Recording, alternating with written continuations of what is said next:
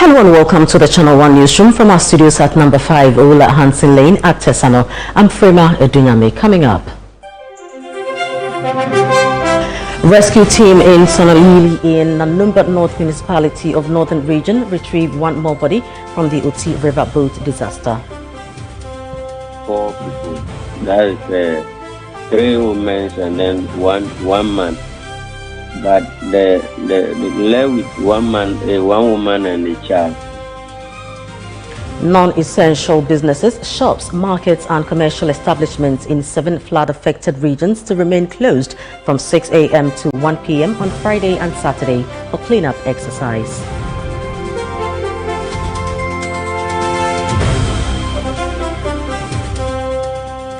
Adenta Dodowa Road project to be completed in March 2027. So we are at 63 now. Now our target, we have about 47. We have about 37 more left to finish the project, and I can assure you that by next year March we'll do everything possible to finish this project. Former Chief Executive Officer of the National Food and Buffer Stock Company released from Iyoko custody.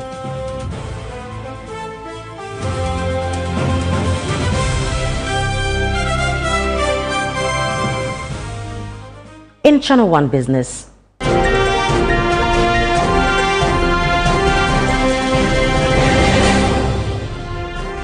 Ghana's economic recovery gathering momentum, according to panelists at Channel 1 TV's second quarterly economic outlook.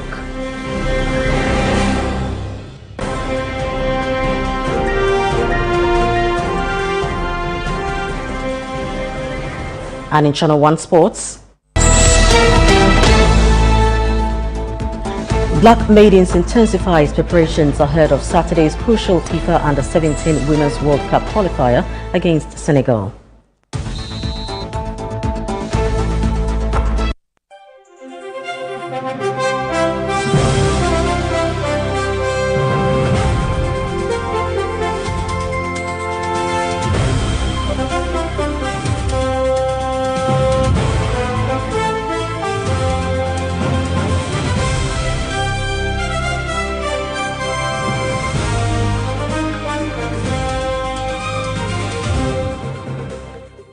Now, in our first story, a rescue team at Sanaili in the Nanumba North Municipality has retrieved one more body from the Uti River following Tuesday evening's canoe disaster, which claimed 6 lives. The victims were amongst 7 people returning from a funeral when the canoe they were traveling in capsized on the Uti River near Sanaili. 3 bodies were initially recovered, while 3 others remained missing. Rescue efforts continued, and on Wednesday evening, another body was retrieved. 2 people, a woman and a baby, are still missing, with search operations ongoing. Former Assembly member for Sanaili, Kofi Samuel, has been providing updates to Channel 1 News. 4 people. That is 3 women and then one man. But the left with one woman and a child. So 2 more. Yeah, 2 more are yet to be found. But yes, I was told they found some around Lato area. Yeah, that's the second woman. So it was only one person that they found around. Yeah, only one person. Okay. Because we went there and it was only one person they found. 2 more still missing. Yeah, 2 more still missing. A woman and a child. And a child. Okay. A child. Okay. Okay. So please. Keep me posted. We are still on it. Contractors working on the Adenta Dodowa Road project say work is steadily progressing and is on schedule for its substantial completion by March 2027. This follows concerns raised by commuters on when the project will be completed to alleviate the burden on road users. The project manager of Oswald Investments Limited, Gabriel Foley, said despite challenges with property acquisition and utility relocation, the contractor is working to deliver the project on time. Channel 1 News' Isaac Ofe filed this report and read by Daniel Sakiti. Work on the Adenta Dodowa Road project commenced in March 2024 under a 36-month construction timeline aimed at improving one of the capital's busiest road corridors. According to project manager of Oswald Investment Limited, Gabriel Foley, construction has progressed steadily throughout the year, with activity only temporarily disrupted during periods of heavy rainfall. He says the project has also faced challenges, including the acquisition of portions of land required for the expansion, compensation to affected property owners, and the relocation of utility infrastructure. How do you get those properties out of the space that you require? So what the public don't know is that unlike a normal carriageway, which you need a maximum of 30 meters, this one you need a minimum of 50 meters to be able to construct the new design. Therefore, the impact of the new design on properties has been very tremendous, and it has taken us over 27 months to engage property owners to even agree to even take what government is offering to resettle, to make way for the reconstruction. As I'm still talking to you now, we are still contending with people who are not willing, because like I said in my previous interviews with the sister station, see, there are people that by virtue of the fact that you offer them X amount as the value of their property, does not simply mean that they are going to agree on that X amount. Depending upon the person's exposure, they will contest it. So sometimes even the negotiation process to even get people to even agree to move back to accommodate the new design, which is a 2x4 dual carriageway with service road attached, even that process alone is challenging. Despite these setbacks, Gabriel Foley says the project has reached 63% completion and remains on track for substantial completion by March 2027. So we are at 63 now. Now, our target, we have about 47, we have about 37 more left to finish the project. And I can assure you that by next year, March, we'll do everything possible to finish this project within schedule. For many commuters, the progress offers some reassurance. However, they say the ongoing construction continues to cause long traffic queues, dust and travel delays, and are urging the contractor to accelerate work where possible to minimize the inconvenience. We are happy that they are working on the road, but we just pray that and hope and appeal to them that they speed the rate of work so that we can enjoy it, because currently we have challenges. Are you happy with them? That's the yes and no. we wish that it's moves faster than it is now. He should do one side when he finishes with the asphalt, and then he concentrates on the other side. When it rains, you cannot use the road. Very muddy. When it shines, very dusty. We beg the contractor, he should speed up things, finish one side for us so that we can use the road. The contractor, no, they be ultimate me one side. No be August near me faster because it's your at the check. And we are in foot road. And the new year and 1 year back on the engine fast yesterday and one other. For years, allegations of corruption have undermined efforts to protect the country's roads and axle load stations accused of being weak links in the fight against overloaded trucks. The Minister for Roads and Highways, Kwame Govins-Agbodza, says that this is about to change, announcing that government will deploy technology-driven systems at axle load control stations to curb illegal practices, reduce human interference and strengthen enforcement. Channel 1 News' Christopher Kevin Asima reports. The second day of the minister's nationwide inspection tour focused on key rehabilitation and reconstruction works across the Volta region. The delegation inspected major projects along the Eastern Corridor, including the rehabilitation of the Isikuma Junction Road, the reconstruction of the Irawaso-Ho-Titrenu Road, rehabilitation works on the Ho-Petoi Road, and the Petoi-Aviafiegba Road. The tour also covered rehabilitation of the Peyi-Aflao Road at the Isikuma Junction Road project being executed by Ultra Nexus. The Deputy Minister of Roads and Highways, Alasan Suyini, reminded contractors that delivering a road is only part of the job. He urged them to keep construction corridors motorable throughout the project to reduce the burden on commuters and businesses. On our way here, you would have noticed that sections of the existing road seem to be maintained. Some of the potholes were fixed, and I think it makes movement easy for people who are applying the road, even as the construction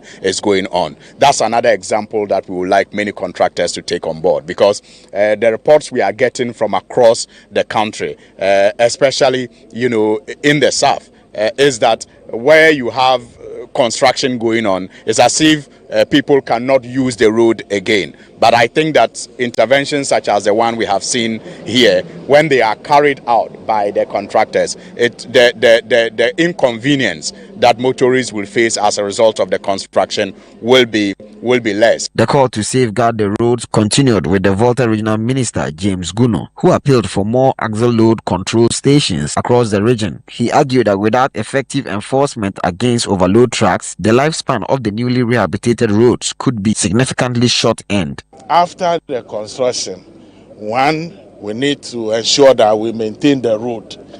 We will be needing some axle load points at strategic areas within this region. Responding to the concerns, Roads and Highways Minister Kwame Govins Agbaja announced the government is preparing to introduce technology-driven axle load systems designed to eliminate opportunities for corruption and tighten compliance with axle load regulations. This extremely bad behavior, where axle load is seen as like a galamsey, where people go and hijack axle load, extort money from overloading vehicles. Both acts are evil. The overloading is evil, and extortion of money from overloaded drivers is also evil. But we are coming with a technology which will make standing at an axle load station useless, because the axle load situation across the country is nothing to write home about. And the president made a categorical statement: we will not invest billions to build roads and allow few unpatriotic haulage vehicle drivers to destroy all of them in 3 years. We are not going to allow them to do that. Reporting for Channel 1 News, I am Christopher Kevin Asima.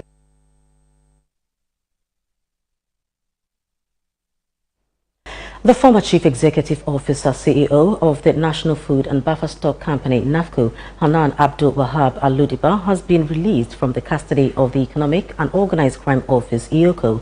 Sources close to the development indicate that Mr. Abdul Wahab was released at about 8 p.m. on Wednesday, July 8, 2026, without any conditions. His release follows his rearrest by EOCO at the Accra International Airport on the night of Saturday, July 4, 2026, over allegations that he attempted to use false means to access his frozen Republic Bank account before traveling to the United Kingdom. The latest arrest triggered a fresh legal dispute between the Attorney General's office and his lawyers, with questions raised over the basis for his detention.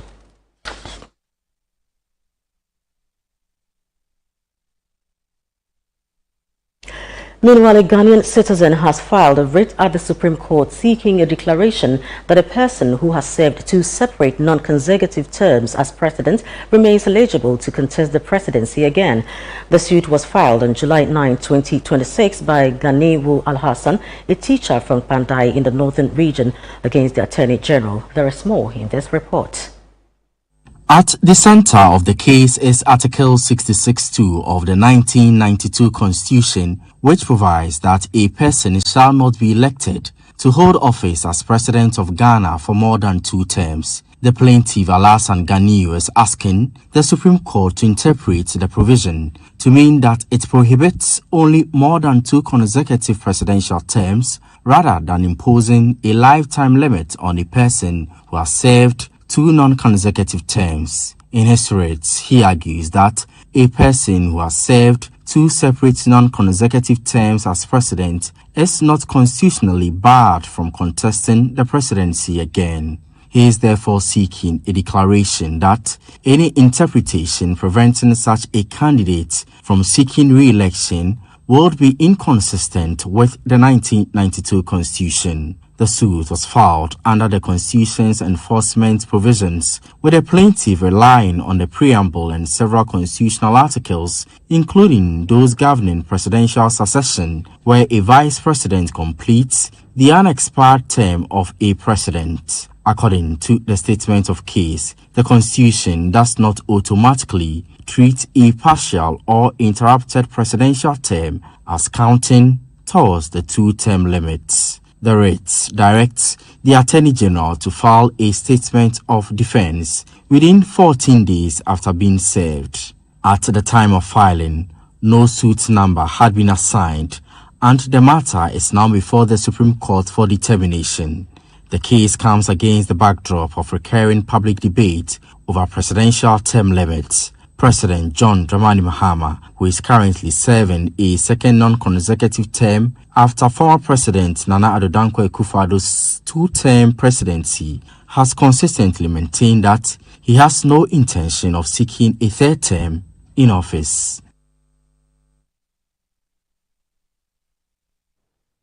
The former Defense Minister Dominic Nitiwul says persons living with HIV and hepatitis are not eligible for recruitment into the security services under existing recruitment protocols. His comments followed a disclosure by the Minister for the Interior, Muntaka Mohammed Mubarak, to Parliament's Committee on Assurances that 1,300 applicants tested positive during their medical examinations. Speaking at the committee's sitting, Chairman Dominic Nitiwul said applicants who test positive, particularly those seeking to join the military, are disqualified and duly informed of the decision. Channel 1 News' Ni Ayikwe Okain reports.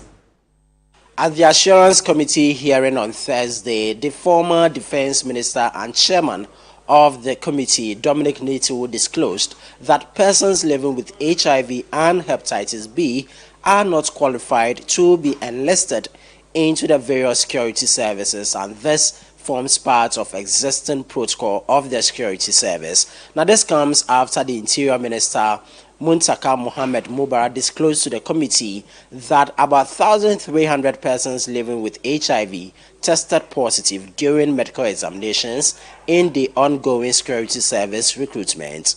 If you are having HIV or hepatitis B, you don't qualify to join the security services. That you don't. So they will disqualify you. It's part of their protocols. With the military, they do it at the one hospital, 37. You will come to 37 for your medicals. So because of that, they would inform you. And so you will go home knowing that this is what has happened.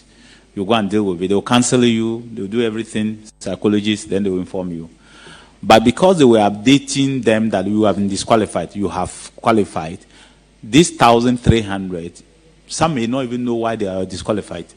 It can be multiple reasons, or it can be just the HIV alone. It can be you can have HIV, you can have hepatitis B. Appearing before the committee, the Minister of Health, Kwabena Mintah Kando, stated that the Sewa Government Hospital is being audited following the discovery of overpayment under the contract approved by Parliament.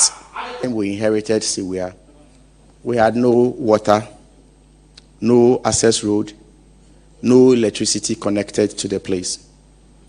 The chairman, the truth of the matter is that this facility came to Parliament for approval, and you are a senior member of Parliament. If you are going to pay anything over and above the contract sum as approved, it must come back to Parliament.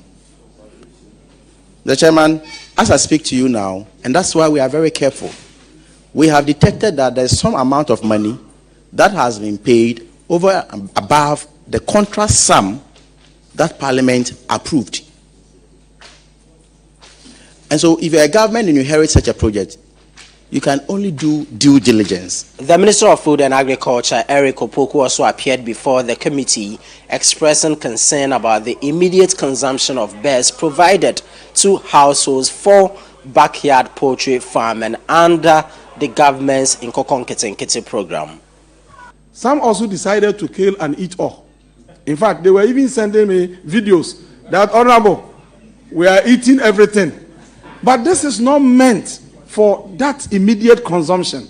We just wanted people to rear them, sell, and reinvest so that it becomes Honorable Minister, businesses. that's the trending story, that they are eating the birds. You've seen it, that trending story I've just mentioned. It's trending? Yes. Oh, okay. That they are eating the birds. Oh, okay. But Mr. Chairman, even though we don't encourage that because we wanted them to capitalize on this, to earn something for their livelihood. He also stated that 1,500 fertilizers are also being distributed to agricultural constituencies to support smallholder farmers. We are also looking at input distribution. We have recently distributed fertilizers to all the agricultural constituencies in this country. Every constituency has been given 1,500 bags. 1,500 every constituency. It's not even district. Every constituency. Those who have not received, maybe the contractors are still supplying, so they will receive theirs. But it is believed that by close of next week, every district would have received the quantities we have assigned to them. Appearing before the Assurance Committee of Parliament, the Minister for Local Government, Chieftaincy and Religious Affairs, Ahmed Ibrahim, stated that a committee has been set up to provide database on the number of shrines in the country. Honorable Chair, the Minister of Local Government, Chieftaincy and Religious Affairs has set up a working group comprising officers from the Chieftaincy and Religious Affairs, Policy, Planning, Monitoring and Evaluation, Research, Statistics and Information Management, Directories, to create the database on shrines and other religious sites in the country. The exercise will be supported by the various regional coordinating councils.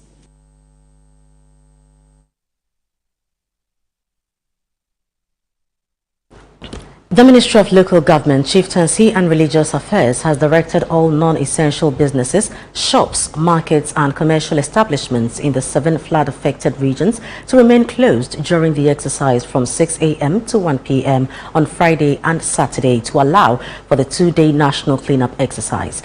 The exercise, ordered by President Mahama, is aimed at restoring sanitation and improving public health following the recent floods. Essential and emergency services are exempt from the directive. The ministry is urging residents, institutions and community groups to take part by clearing debris, desilting drains and helping restore affected communities. Clear your frontage, clear your gutter, desilt your gutter. When you are done, then you can be extending it.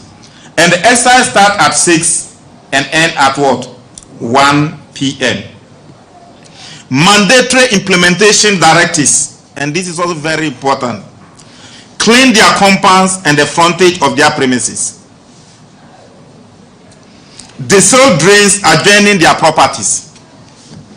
Remove all flood debris and accumulated waste and maintain their surroundings in accordance with existing sanitation laws. So if you have a property, don't think because the president has directed, President Mama will leave the Flagstaff House and come to your place in Sakumono to come and desilt your frontage. That is your responsibility. And the necessary environmental laws will be applied accordingly. Point 5, market and commercial establishment. And this goes to our market and commercial establishment.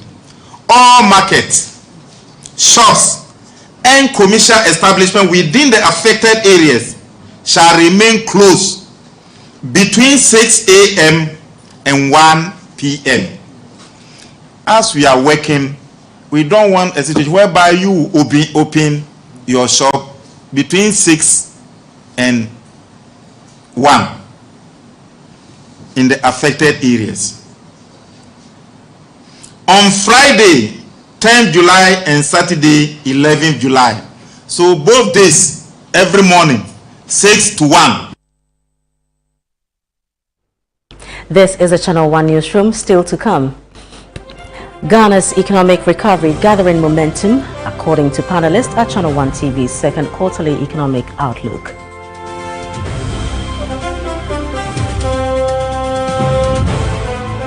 We'll be right back. Stay with us.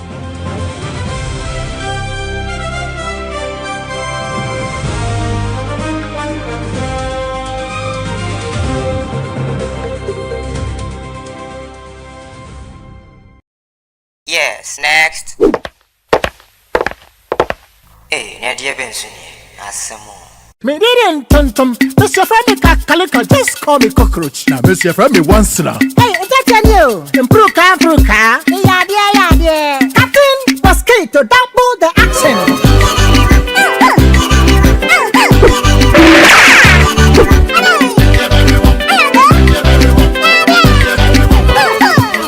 Sasso spray, Mr. Friend is Sasso quell. Yeah, come to my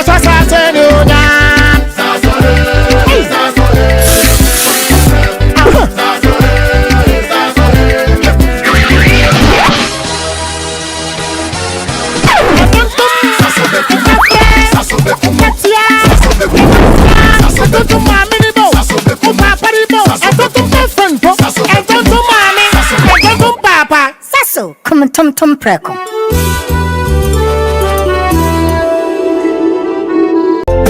Your health is your most valuable asset and it deserves expert attention. At the International Maritime Hospital, we believe healthcare should be personal, precise, and delivered with excellence. That's why we provide specialist-led care combining experienced doctors, advanced diagnostics, and a client-centered approach. From preventive care to specialist consultations and advanced treatment, every step is handled with precision and care. Our serene environment, modern facilities, and dedicated medical team ensure you receive the quality care you deserve every time. Our experienced team ensures you receive the attention you deserve. So whatever it is for you or your family, choose care you can trust. Visit the International Maritime Hospital located at Community 3 Tema or call 0303 220 030 or 055 222 2290. International Maritime Hospital. We serve and we care.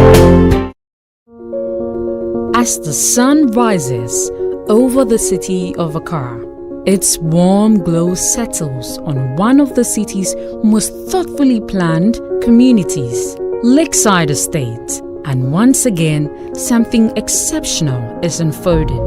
After the successful sale of our 4-bedroom Orca at Lakeside Hills, a new masterpiece is about to make its debut. An exquisite 4-bedroom story Orca home overlooking a breathtaking landscape of the Abri Mountains. This remarkable home now features a total floor area of 330 square meters, set on a generous 7,140 square foot plot. Step inside and you're welcomed by a spacious foyer leading to an open living and dining area, paired with a modern fitted kitchen with a stylish island crafted for the ultimate cooking experience. On the first floor, family living takes center stage. Spend quality time together and enjoy the convenience of a newly added infinite kitchenette, perfect for warming up your coffee or tea.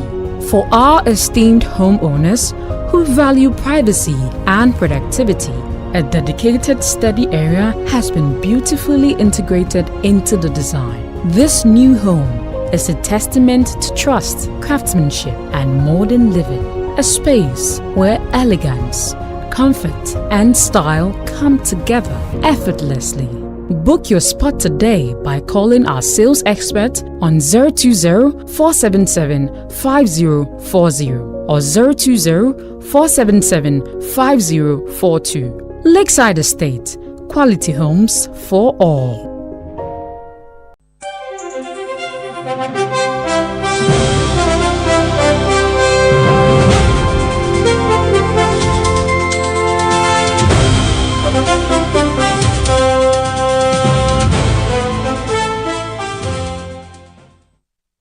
Hello again. Up next is Channel 1 Business with Nashika Caesar.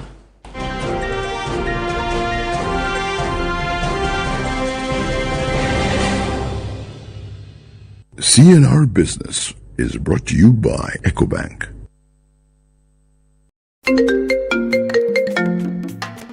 Hello, my name is Pamela from Customer Service. Please revalidate your account by texting your Ghana card number to 0500,000 247.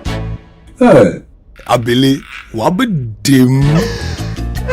Madam, give me the numbers behind your ATM card. I'm calling from the head office. An email was delivered across to our customers this morning.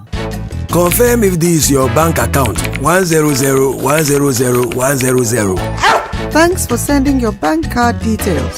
Send the OTP now to avoid cancellation. EcoBank will never call, email, send an SMS asking for your PIN, OTP, bank card, or Ghana card details. Don't get played. EcoBank, the Pan-African Bank. Hello, please, I'm calling from Customer Experience Center.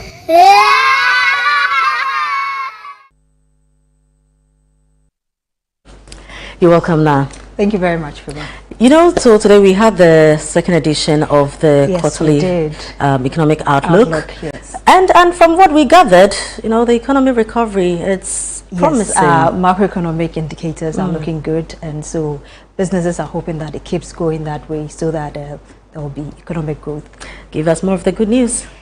Now, the panelists at Channel 1 Television second quarterly economic outlook say Ghana's economic recovery is gathering momentum, supported by a more stable cedi, easing inflation, and stronger foreign exchange reserves. They, however, caution that maintaining the recovery will require policies that reduce business costs, stimulate private sector investment, and translate macroeconomic gains into improved living standards. There's more in the following report.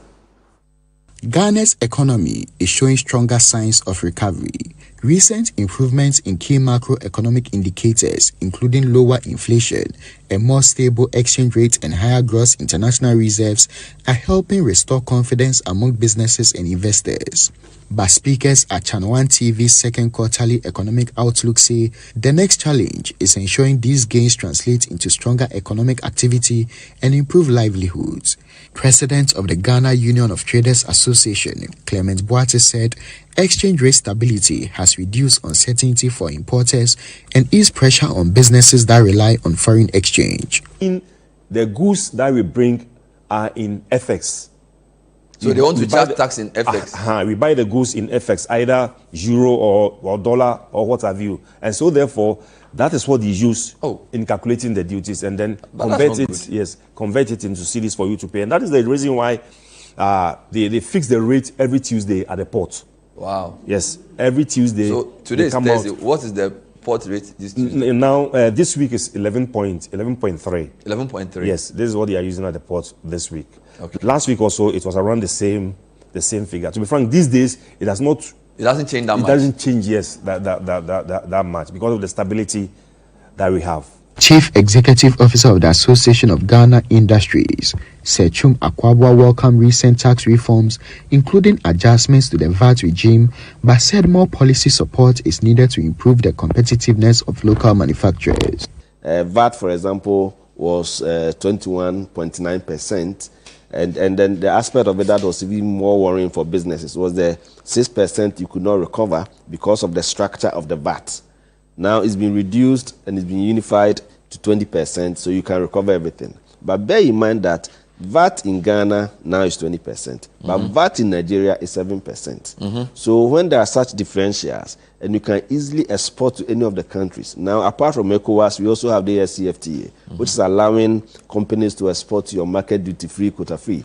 So it means that in your market, any of these countries can send their goods into your market.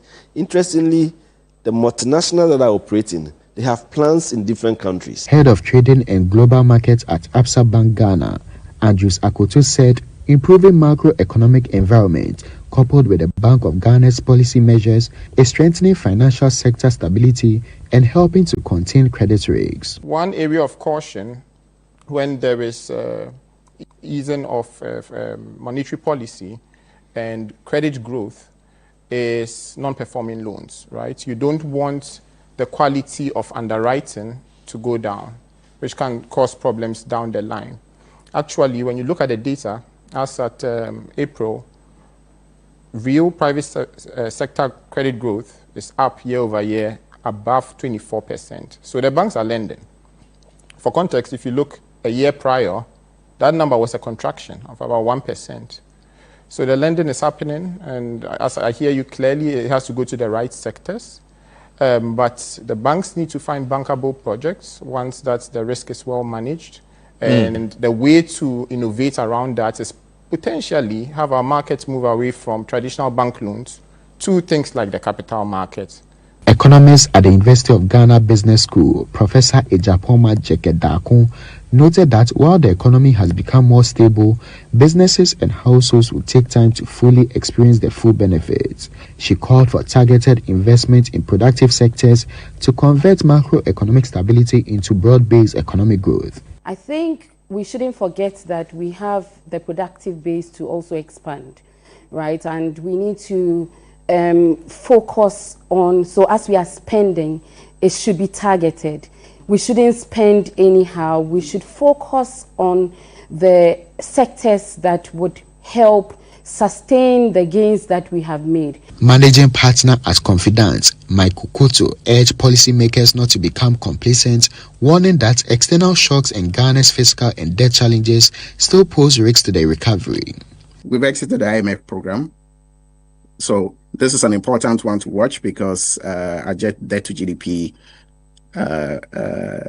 ratio has been coming down, but IMF forecasts indicate that we might end up back at a slightly higher debt to GDP ratio by the close of the year because, you know, once we've exited the IMF program, we're going to be back into the market to try to borrow.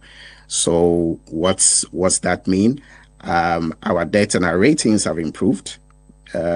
Fitch is currently at B. S&P is at B minus. But because of our recent default, we're going to have a slightly higher cost of borrowing if we get back into the markets. So we need to keep an eye on our debts.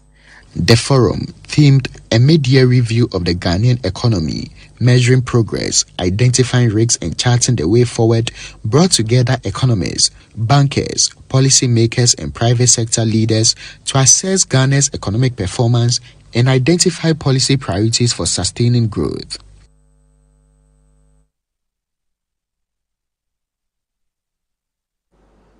Moving from that, Azuma Resources Ghana Limited has dismissed reports suggesting that the Black Volta Gold project has been ordered to be handed back to its former foreign investors, describing the publications as false and a misrepresentation of ongoing legal proceedings. In a statement issued on Thursday, the company said there is no ruling by either the International Chamber of Commerce ICC Arbitral Tribunal or the High Court of England directing that control of the project be transferred to IGIC, Kango or Azuma Resources Australia Limited. We have more in the following reports. The company was responding to media reports which claimed engineers and planners had been ordered to relinquish control of the project. According to the company, engineers and planners had completed the agreed $100 million acquisition of both the debt and equity interest in the Black Volta project in 2025, and the said former investors had resigned from the company's board after receiving payment. Azuma insisted that the Black Volta project remains under the control of Azuma Resources Ghana, Up West Resources and Phoenix Resources, adding that all legal claims seeking additional payment are being contested. Let's now bring you an update on crude oil prices and how the local currency is performing on the interbank markets.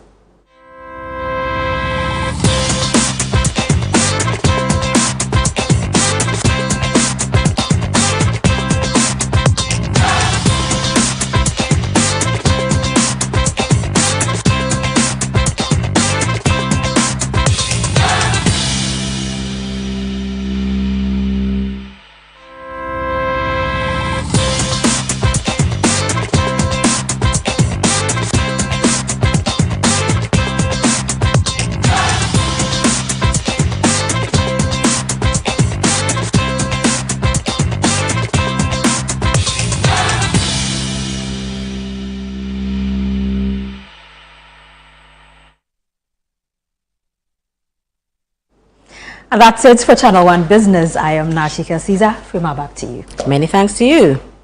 Now with some other news. The Women's Development Bank is on course to begin operations by the end of this year. Finance Minister Dr. Kasiel Atuforsen made this revelation during a visit by the Vice President, Professor Nana Jane Opukwajiman, to the Finance Ministry. Channel 1 News' Sarah Pia reports. The Finance Minister, Dr. Kasiel Atuforsen, says the bank's capitalization fund has already been deposited with the Bank of Ghana, while the process to constitute its governing board is underway. Briefing the Vice President on progress made in implementing the government's economic recovery agenda, he indicated that key milestones have been reached in establishing the bank, which is expected to expand access to finance for women traders and entrepreneurs. We have paid 400 million Ghana cedis, being the capitalization amount, to an escrow account at the Bank of Ghana. The Bank of Ghana is now beginning the process to assess the bank so that they can grant license for its operationalization. We will make sure that bank is operationalized by the end of the year, the latest. What we will now have to do is to put in place the management and the board of the bank. Dr. Forson also assured the Vice President that government has built sufficient financial buffers to meet its upcoming debt obligations, including a 10 billion Ghana cedis payment due in August this year. We also had two significant DDEP payments that we have to pay. 10 billion Ghana cedis each. So we paid one in February and one is also due first week in August. Another 10 billion cedis. But I'm proud to say that we are prepared to make that payment because we have built enough buffers to be able to pay that. Next year is another big year for us. DDEP alone, we have to service debt about 54 billion Ghana cedis. In the month of February, we have to pay about 39 billion Ghana cedis. And so that means that we have to begin saving. On her part, the Vice President, Professor Nana Jane Opukwajiman, commended the Ministry of Finance for its role in stabilizing the economy and urged officials to sustain the gains made through the government's fiscal reforms. We look forward to sustaining the gains. That's very important, so we don't slack. It's only when we slack that we continue slacking, and then before you know, we are back to where we don't want to be. You gave us the comfort that yes, it will continue to be tough, but we'll be getting out of it. So we look forward to that time too, where you can employ more people and people will have a bit more ease in their lives. Government says it will continue to prioritize fiscal discipline while meeting its debt obligations to support economic growth. Reporting for the Channel 1 Newsroom, I am Sarah Apia. The government says it is adopting a more sustainable approach to maintaining hospital equipment nationwide to avoid excessive replacement costs. President John Dramani Mahama, who commissioned a new cardiac catheterization laboratory at the Kolebu Teaching Hospital, expressed concern over the recurring breakdown of critical medical equipment across the country. Channel 1 News' presidential correspondent Akusi Ochre reports. The new cardiac cath lab at Ghana's premier referral hospital is expected to significantly enhance the diagnosis and treatment of cardiovascular diseases. Through the Ghana Medical Trust Fund, the government has invested not only in the construction of the facility, but also in the provision of state-of-the-art medical equipment to strengthen emergency and specialized healthcare delivery. At the commissioning ceremony, the CEO of Kolebu Teaching Hospital acknowledged the importance of the new facility, but also stated that the hospital is also making steady progress in addressing infrastructure and service delivery challenges. Since the mantle of leadership of this great hospital was entrusted to the new board and management, we have set our minds to addressing some of the debilitating challenges that were confronting the hospital. Key among this was the challenge of power supply, especially in the event of an outage from the national grid. This has been addressed through the acquisition of a 2,400 kVA standby generator to support uninterrupted service delivery. Another equally important intervention has been the replacement of 4 old and faulty lift in the tower sections of the Department of Surgery, Obstetrics and Gynecology, Child Health and Internal Medicine. The Minister for Health urged management to uphold the highest standards of patient safety and also ensure the effective maintenance of the new lab. I therefore urge the management of Kolebu Teaching Hospital and the National Cardiothoracic Center to operate this facility with the highest standards of accountability, patient safety, and efficiency. President John Mahama says the Ghana Medical Trust Fund is focused not only on renovating and commissioning health facilities, but also focused on training specialists in the profession. Use those equipment and those facilities to be able to provide quality health care to these patients. And so it's expanded the mandate of the Ghana Medical Trust Fund, not only to fund diagnosis and treatment for patients, but also to provide the facilities for such treatment to take place, and then also to ensure that there are skilled personnel to be able to provide diagnosis and care for these patients. The President disclosed the government has identified a more sustainable strategy for maintaining hospital equipment nationwide. When I was Vice President to Professor Mills, we spent about $250 million to retool all the major regional and teaching hospitals in this country, provided CT scans, MRIs, X-rays, and all the major equipment that was needed. A few years after that, we found out that most of that equipment was not properly maintained and had broken down, and the hospitals were calling on government again to do another retooling or replace the equipment. It is not a sustainable model. And so we've established a different model for this retooling that we're doing. And so Cabinet has approved the Ghana Medical Equipment Services Limited.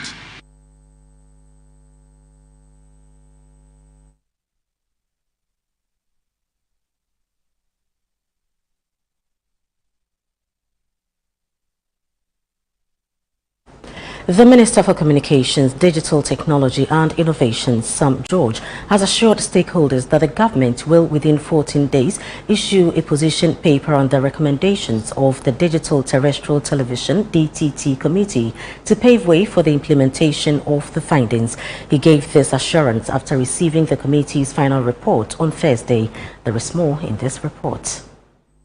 The Minister of Communications, Digital Technology and Innovation, Samuel Nati George, reaffirmed government's commitment to developing a sustainable, transparent and equitable governance framework for the digital terrestrial television platform. He said the ministry will carefully review the committee's recommendations and issue a government position paper within 14 days to guide the implementation process. As indicated, we would study it and issue a white paper on it, a policy position on it, on all the recommendations in there, and then that will form the basis of our work going forward. So thank you very much. We'll make this available. Our position paper will be ready in 14 days, so that we can immediately switch into operations immediately. The minister expressed appreciation to the committee and all stakeholders, including broadcasters, regulators, and technical partners, for what he describes as their collaborative efforts in delivering recommendations aimed at strengthening Ghana's digital broadcasting ecosystem. The ministry also extends its gratitude to the Ghana Broadcasting Corporation, KNET Limited, the National Communications Authority, the National Media Commission, the Ghana Independent Broadcasters Association, and all stakeholder institutions whose active participation and technical contributions have enriched the committee's work.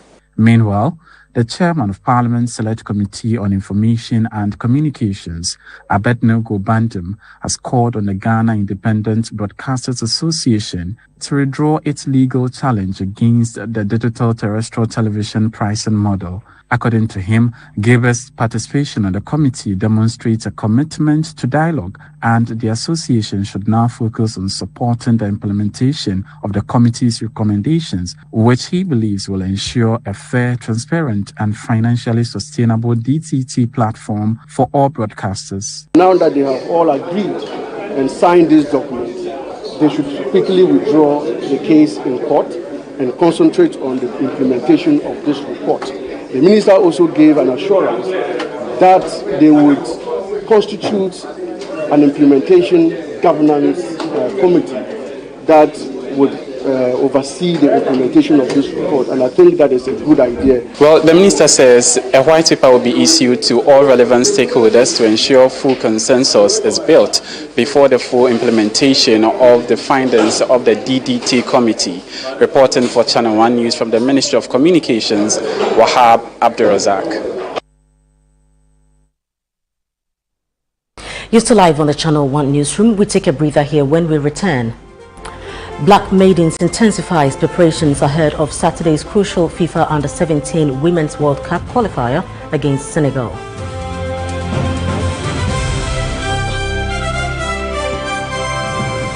Stay with us. We'll be right back.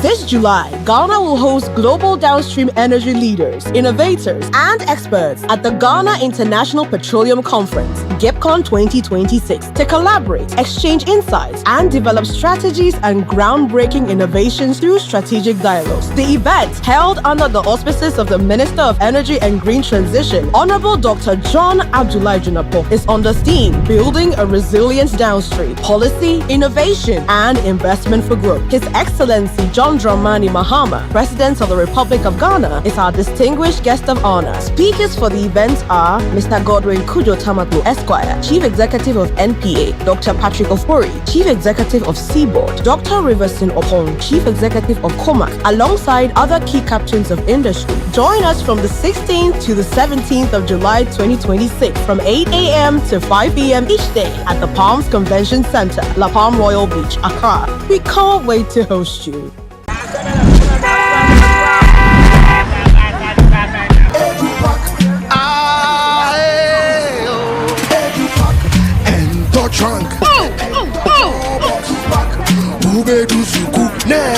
This is the old way. Let me show you a new and a better way. EduPack. EduPack? Yes, EduPack. A GS-approved and supported initiative for all first-year students going to SHS by Prospectus Ghana Limited. Now you don't need to go to the market. All your trunks, mattresses, pillows, including plastic chalkboards, are all waiting for your child at the school. Note, all our wooden chalkboards are being changed to plastic ones to avoid bedbugs. You can also register by dialing *713*821# following the prompts, or you can visit www.edupackgh.com and tap register. You can also register at any ADB branch near you at a very affordable price. EduPack, approved and supported by GES.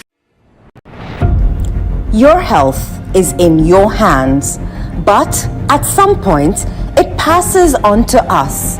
At Mintuba Hospital and Coloproctology Center, we believe that quality healthcare isn't a privilege, it's a right. Equipped with cutting-edge technology, we are fully prepared to effectively deal with all colorectal and proctological conditions. Our team of highly skilled doctors, surgeons, and nurses are renowned for their expertise in minimally invasive and painless laser, ligature, and longoproctological surgery. We are committed to providing a wide range of services to meet the diverse needs of our patients. Mintuba Hospital, your health is our priority. Visit Mintuba Hospital today or call us at 0244 581 541 or 0271 054 204. Mintuba Hospital, in to serve a peculiar health need.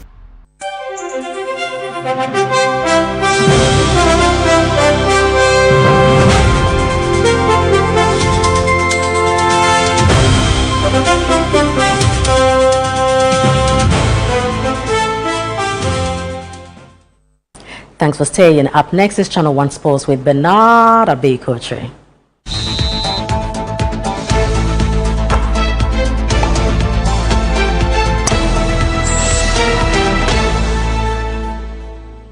Abeko. Hi, Frebs. You're welcome. Thank you. I like your tie. Oh, it's always a custodian, always, you know. Yeah, I know. France or Morocco? France. Good. It looks like, when other... But you asked that question and answered yourself. No, I was helping you. Why are you thinking about it? Okay, that's fine. You don't have to think about it. You should know. Yeah, that's true, yeah. So look, France or Morocco? France. Good. Right, now tell us what Let's get under 17 is coming Let's up. get into it. Great now. The Black Maidens have intensified preparations ahead of Saturday's crucial FIFA Under-17 Women's World Cup qualifier against Senegal. The two sides are level at 1-1 on aggregate after the first leg in Dakar, with a winner of the July 11 encounter booking the place at the 2026 FIFA Under-17 Women's World Cup in Morocco.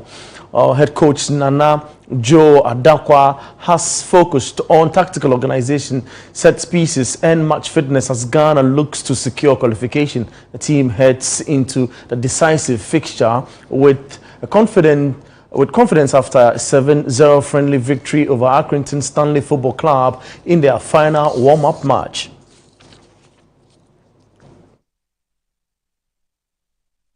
Let's talk about the World Cup now. I know his captain Martin Odegaard says England will provide the biggest test of his country's FIFA World Cup campaign when the sides meet in the quarterfinals on July 11. The encounter, or the tournament debutant, have enjoyed a remarkable run to the last 8 and now face the Three Lions with a place in the semi-finals at stake. Speaking ahead of the match, the Arsenal midfielder said Norway must believe in themselves while preparing for a tough challenge against an England side featuring several of his Premier League teammates and rivals.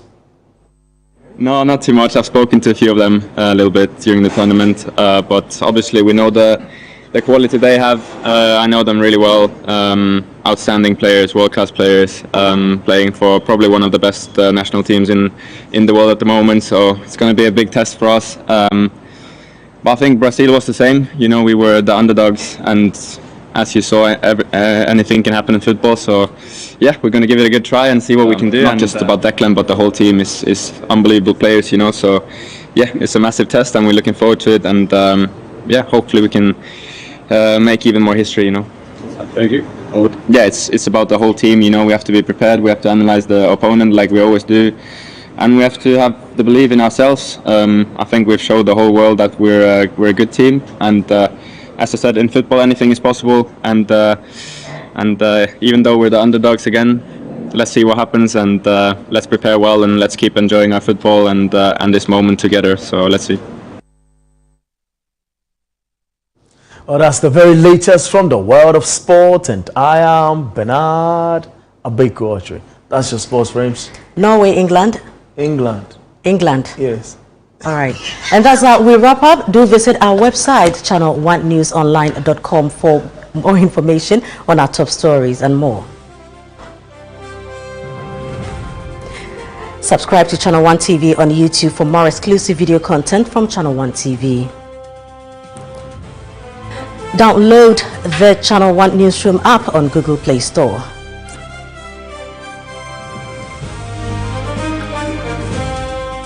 I'm Frima Edunyame. Thanks for watching.